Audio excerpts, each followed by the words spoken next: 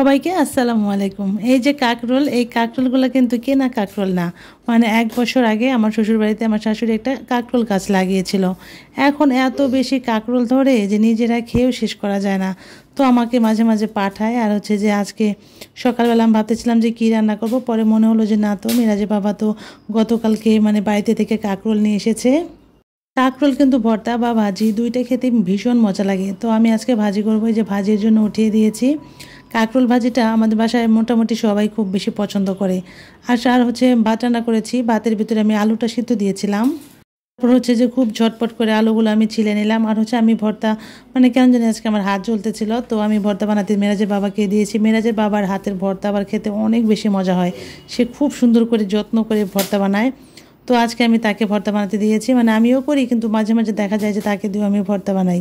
পরে তো ভর্তাটাও রেডি হয়ে গেছে, কাকরোল ভাজিটাও রেডি হয়ে গেছে।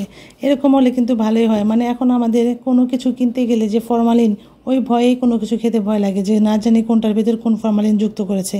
কিন্তু নিজেদের গাছের যদি থাকে বা নিজেদের মানে নিজের চোখে দেখা যেগুলো আর কি, মানে হাতের, সেগুলো খেতে খুব বেশি ভালো লাগে, যে এগুলো একদম মানে কোনো ভয় নাই, খেতে একদম ফ্রেশ। তো তারপর আর কি এখন হচ্ছে খাওয়া দাওয়া করার পালা। ওর হচ্ছে যেহেতু মাশফিকে কাঁকরোল ভাজিটা পছন্দ করে, করলা ভাজির সাথে সে কাঁকরোল ভাজিটা বেশ ভালো খায়। হচ্ছে যে মাশফিক না, সরি, মেরাজকে হচ্ছে যে আমি সকালবেলা পরোটা আর ডিম ভাজি করে খাওয়িয়ে স্কুলে পাঠিয়েছি। তারপর হচ্ছে মেরাজের বাবা যেহেতু একটু লেট করেই কলেজে যায়, তারপর হচ্ছে তার জন্য আমি একটু আস্তে আস্তে রান্নাবান্না যা করার করি। আর হচ্ছে এইটুকু ভিডিও ছিল হচ্ছে যে আমি একটু বাজারে যাইতেছিলাম, এটা বিকেলবেলার দিকে। আমার কিছুটা বাজার শেষ হয়ে গিয়েছিলো, বাজার আনতে গিয়েছিলাম।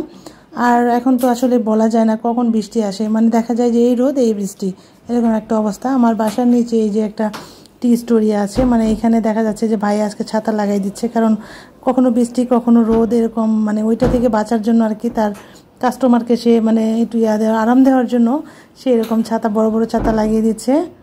আর হচ্ছে যে আমি অপেক্ষা করতেছিলাম রিক্সার জন্য, যে একটা রিক্সা পেলে তারপর হচ্ছে যে আমি ওখান থেকে চলে যাব। আর হচ্ছে যে রাস্তাঘাট এরকম ছিল, রোদও ছিল, আবার যেন কেন বৃষ্টি বৃষ্টিও একটা ভাব ছিল।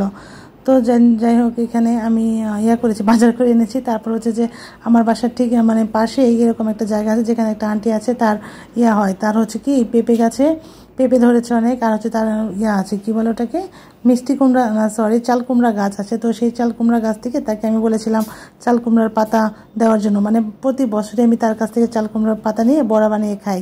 তো আজকেও নিয়ে যাচ্ছি এখান থেকে। আমার কাছে চাল কুমড়ার বড়া খেতে অনেক বেশি মজা লাগে।